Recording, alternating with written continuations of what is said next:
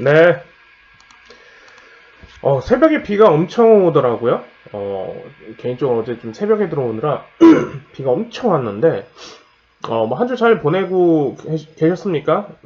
비 피해 없으시길 좀 바라면, 이제 슬슬 이제 6월 이제 들어가니까 장마가 좀 있으면 오지 않나, 뭐 갑자기 이런 생각을 하게 되네요. 날씨는 너무 좋습니다, 지금. 새벽에 비 오고, 갑자기 이제 날씨가 되게 화창해져서 아주 좋은 오후 5시 9분입니다. 네, 일요일이고요.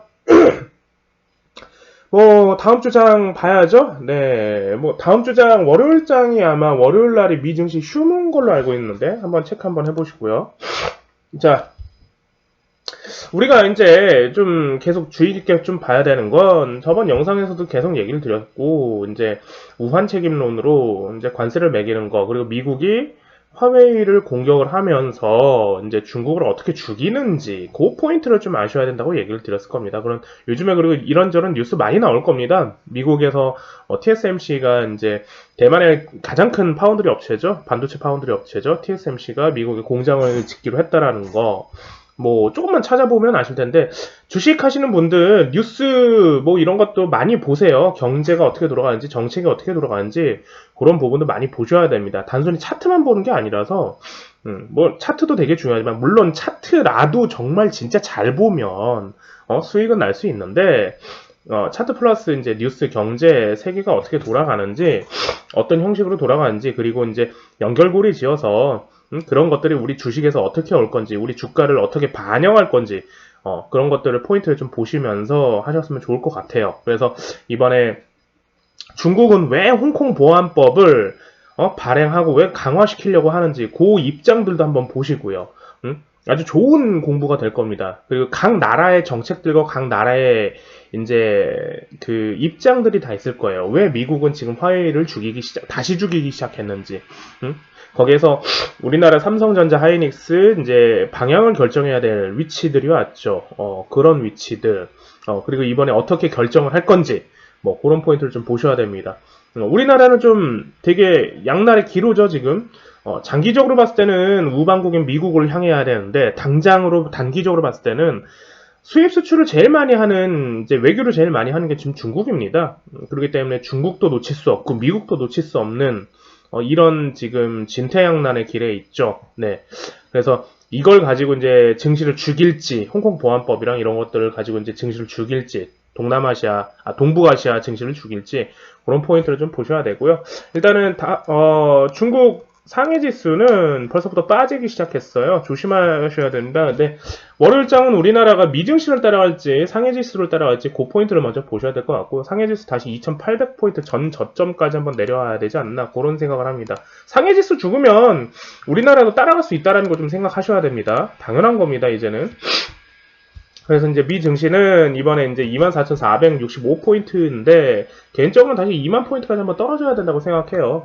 그리고 이제 우리나라 지수 마찬가지로 하락하기 시작했죠. 제가 저번 영상이나 뭐 교육방 오픈방에서는 2,000포인트 한번 찍고 다시 1,900대로 내려가지 않나 그런 얘기를 되게 드렸는데, 문제는 1,970까지 지금 빠졌는데 여기서 더 빠지고 1,800까지 이제 다시 원위치로 빠지고, 그다음에 이제 제가 얘기하고 있는 1600대, 1500대까지 한번 빠져야 되지 않나 그런 생각을 좀 하고 있어요.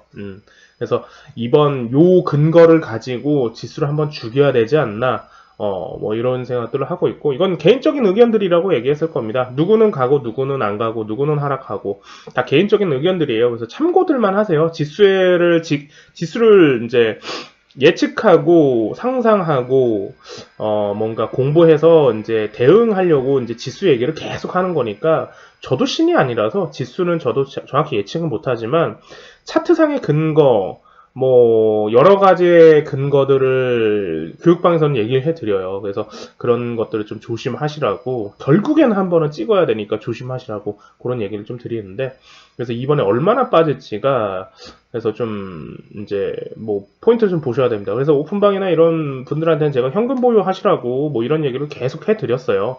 현금 보유하시고 초보자들은 장을 피하시라고. 뭐 얼마나 이제 뭐 대응을 하실지는 잘 모르겠지만, 하락장은 아예 안 하는 게, 초보자들은 주식을 아예 안 하는 게 제일 좋습니다. 근데 장을 논하지 않고 다들 초보자들은 차트, 그 다음에 이제 재료, 호재, 약재 이런 것들만 논하니까 그게 이제 문제가 되는 게 주식장이죠. 네. 뭐 일단 그렇고 기승전 삼성전자 네, 마찬가지입니다. 삼성전자도 지금 48,000원. 그래서 이제 45,000원대까지 한번 내려오고 42,000원도 한번 내려야 되지 않나. 그 포인트를 생각하고 있고, 삼성전자 빠지면서 상대 속도로 이제 우리나라 종합주가지수가 얼마나 빠지느냐에 따라서 이렇게 포인트를 지켜줄지 안 지켜줄지 그 포인트를 일단 보셔야 됩니다. 그래서 그걸 좀 얘기를 드리고 싶었고요. 뭘 얘기해드려야 되나? 메디톡스는 교육방에서 전에 5월 초에 한번 했었는데, 이번에는, 청문회 관련해가지고, 이번에는 조금 피하자 그랬는데, 일단은 시간회가 별로 좋지 않아요. 그래서 월요일장은 당연히 개파락부터 나올 것 같고요. 잠깐 교육방 소식을 전해드리면, 삼천리자전거 잘 매도했고, 이런저런 것들을 좀 많이 했습니다. 그리고 교육방은 벌써 현금 보유를 벌써 들어갔습니다. 제가 한 2, 3주, 길게는 한 달, 2달 때부터 현금을 더 많이 늘려놔라, 이런 얘기를 많이 해드렸으니까, 오픈방이나 제 공개 영상을 보시는 분들도, 왜 그런 생각을 했을까, 그 정도의 공부를 좀 생각해 보시면 아주 좋을 것 같아요. 네. 그리고, 계속 얘기를 드리지만, 렘데시비르, 나파드, 이런 신약 관련해서는, 초보자들한테는 제가 달려들지 말라 그래요. 일단, 이미 먼저 형아들이 작전을 했고, 그리고 이제 최고점에서 노는 건 초보자들이 그런 실력이 안 될 거 뻔히 알고요. 본인 스스로가 어떤 위치인지를 좀 잘 아시는 것도 되게 중요해요, 주식장은. 그래서 그러니까 결국에는 형아들하고 머리 싸움만 한 건데, 주식장이. 근데 본인이 최고점에서 놀만하고, 대응을 잘할 수 있고, 손절 라인이 빡빡 들어오면서 뭔가, 주포가 물량을 덜 털었는지 그런 것들을 알 수가 있다고 하면은 최고점에서 매매하는 것도 나쁘다고 전 생각을 하지 않습니다. 근데 이제 그런 실력이 아니면 최고점에서 매매를 하는 건 지옥행이나 마찬가지예요. 스스로 돈을 지키지 않고 수익 날 것만 생각해서 들어간다라는 거. 그래서 그런 부분들을 좀 아쉬우니까 초보자들은 최고점 매매, 램데시비를 이런 신약에 관련된 종목들 그만하시라고 좀 얘기를 좀 드리고, 특히 진단 키트, 특히 마스크 미친 짓입니다. 지금부터 매매한다는 건. 그래서 하지 말라고 얘기를 드리고 싶고요. 그리고 하나 좀 얘기해 드릴게요. 신약이 나오면 주가가 가나요, 여러분들? 아니죠. 재료 소멸이죠, 그거는. 신약이 나오기 전에 주가가 가죠. 기대감으로 가는 게 주가인데. 항상 역으로 생각하셔야 된다라는 거. 예전에, 이런 질문들을 하신 분들도 계셨는데, 이낙연이 당선되면 주가가 그날 점상한가인가요? 그 전에 벌써 형아들은 물량 털었어요. 응? 마찬가지입니다. 제약바이오도 지금 돈 노름하고 있는 건데, 머니게임 하고 있는 건데, 여기에서 이제 얼마만큼 갔던 5배, 7배씩 갔던 종목들이 거기에서 더 올라갈 것 같나요, 여러분들? 응? 그렇게 치면 벌써 20배짜리 종목이 하나 나왔어야 돼요. 나오지 않았으니까 이번에 시젠 이런 것들이 7배 정도 갔으니까 장은 줄면서 가니까 7배, 5배, 3배 이런 식으로 줄면서 가거든요. 키포인트 하나 드릴게요, 이런 것들은. 그러면 지금에 나오는 이제 시작 관련해서는 재료 소멸이 됩니다. 한동안 많이 했잖아요. 1월달부터 5월달까지. 벌써 누구나 다 알아요. 누구나 다 알고 누구나 어떤 종목들을 네이버만 치면 다 아는 것들인데, 벌써 옆집 순위도 아는 것들인데, 시젠 이런 것들은. 그런 것들을 형아들이 벌써 올릴까요? 벌써 물량 다 털고 나갔지? 마찬가지입니다. 그래서 조심하시는 게 좀 좋지 않나, 그런 얘기를 좀 드리고요. 매드팩도 많이 갔네. 생각외로 많이 갔네요, 이 친구는. 자, 좀 얘기 드릴 거는, 좀 이제 하나 봐야 되는 게 하나 있어요. 이제 안트로젠, 이 친구가 이제 젠3주 중에서 지금은 살려놨어요. 일단, 내일까지 일단 보고 결정을 하는 건데, 이번에 여기에서 조금 더 가면 7만원 정도 좀 넘지 않을까, 이런 생각을 하고 있습니다.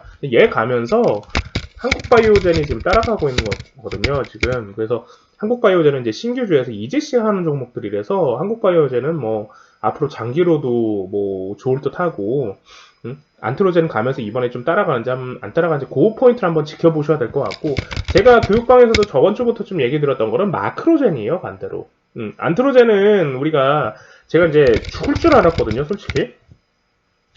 상한가 들어오기 전에 여기에서 이제 죽을 줄 알았는데, 조금 차트 젠3지 거의 다 했나? 뭐 이런 생각을 했고, 뭐 알테오제는 뭐 교육방을 어디에서 잡았는지 뭐 얘기를 계속 했으니까 일단 그리고 이제 대장주에는 알테오제는 일단 살아있고 젠3 중에서 그래서 이제 안트로젠 여기에서 살리면 마크로젠은 여기에서 60일선 손절을 잡고 4만원 넘게도 다시 한번 보면서 물량을 이렇게 두 번으로 나눠서 한번 칠 수 있겠구나. 그래서 많이 가면 4만 5천원 정도까지 한번 생각해 볼 수 있겠구나. 뭐 이런 생각을 하고 있었습니다. 그래서 젠 시리즈 중에 안트로젠 대응하기 힘드실 거예요. 초보자들은 캔들도 붕 떠 있고 좀 어려운 자리들이기도 하고 그리고 내일 반드시 뭔가 하나를 보고 결정해야 되는 자리입니다. 그래서 그리고 한국바이오젠이랑 따라가는지 안 따라가는지 그런 포인트를 좀 보셔야 되고 마크로젠을 반대로 대응하는 위치에서 하면 좀 더 쉽지 않을까 그래서 그런 생각을 하면서 마크로젠을 좀 얘기를 좀 드리고 싶고요.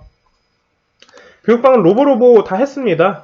뭐 저번에 제가 영상에서도 얘기를 드렸죠. IoT 관련해서 제가 뉴딜로 IoT 관련해서 로봇주들이 이번에 다시 한번 볼 수 있다고 그래서 로보로보, 로보스타, 로보티즈 공개 영상에서도 얘기를 드렸을 겁니다. 근데 제가 생각했던 건 뉴딜 정책 해가지고 IoT에서 로봇 연결고리를 생각했는데 중국에 관련해서 5G 관련해서 계약건이 나왔어요. 그래서 로보로보 그리고 로보스타 그 다음에 로보티즈 이런 녀석들이 이제 들어왔는데 아마 더 좀 봐줘야 되지 않나 그래서 이제 조정이 일단 들어갔습니다. 그리고 로보로보가 지금 대장주로 나왔는데 그런 녀석들을 이제 조금 조정을 얼마만큼 할 건지 어디까지 할 건지 그걸 포인트를 보고 2차 상승을 할 건지 아니면 여기서 바로 죽여버리고 중국에 관련해서 노이즈 나오면서 이제 지수까지 죽이면서 이제 모든 종목들을 다 이제 하락장으로 들어갈 건지 그걸 판단하고 다시 해야 되는 자리들입니다. 그래서 한동안 이제 조정을 얼만큼 주는지까지 이제 보고 좀 선택하셨으면 좋을 것 같고요. 얘기 드리는 건 이제 서울가스에 관한 얘기들을 좀 드리고 싶어요. 이 친구는 계속 서울가스 그리고 부산가스 뭐가 있네요. 이 친구들은요. 재료가 있는 종목들입니다. 서울가스, 부산가스. 재료는 이제 제가 알 수는 없어요. 어떤 재료를 가지고 나왔지. 지금 방금 보셨잖아요. 저는 이제 IoT 연결고리에서 이런저런 것들을 생각을 해보고 생각의 흐름과 생각의 훈련으로 뉴질 정책 한번 돌아가니까 IoT 사물 인터넷이 돌아가줘야 되고 그러면 로봇 관련주도 한번 돌아가겠구나 라고 생각을 해서 로보로보, 로보스타, 로보티즈 그리고 차트가 너무 좋아. 그리고 매집도 있어.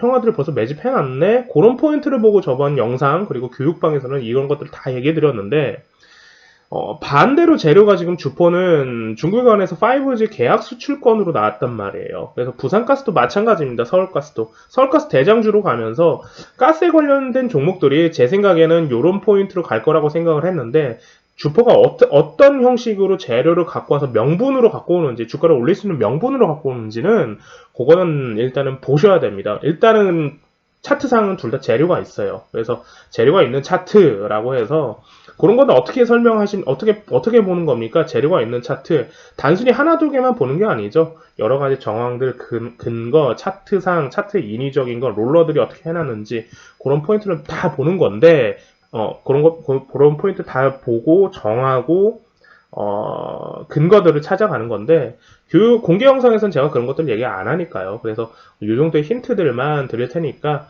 한번 유심히 한번 보시는 것도 좀 좋으실 것 같습니다. 하락장에서도 아마 가지 않을까 그런 생각들을 듭니다. 그래서 서울가스, 부산가스 뭐 이런 친구들 좀 얘기해 드릴 테니까 좀 보셔야 될 것 같고 그리고 대선주 다시 한번 보셔야 됩니다. 남선알미늄이랑 까스텔바자, 뭐 이런 친구, 덕신하우징 이런 친구들이 지금 차트가 다시 좋아지고 있어요. 그래서 이낙연 종목들은 계속 봐줘야 된다라는 거. 그래서 지지율 1위잖아요. 우리가 좀 생각해 볼 수 있는 건 이제 이낙연이 지지율 1위인데 지금 이재명 관련해서는 뭐 경기도뿐만 아니라 경기도에서 정책으로 일하는 거 보면은 너무 잘하고 있어서 이재명 관련주도 ATEC-TN이 요즘 되게 그래서 많이 간 거고요. 이낙연이 지지율 1인데 상대적으로 나올 수 있는 반대 정책으로 나올 수 있는 진보 뭐 보수 이렇게 따진다고 하면 반대로 나올 수 있는 과연 누가 나올까? 뭐 이런 생각들을 좀 해보는 거죠. 뉴스에서 홍준표가 나온다고 이제 본인이 하늘이 준 기회라고 이제 얘기를 하는데 그게 잘 모르겠어요. 홍카콜라 저도 개인적으로 자주 보고 있긴 한데 모르겠습니다. 저는 이제 항상 얘기하지만 정치는 이제 저도 사실 잘 몰라요. 뭐 어느 편을 좀 들어야 되겠다 이런 것도 잘 모르고요.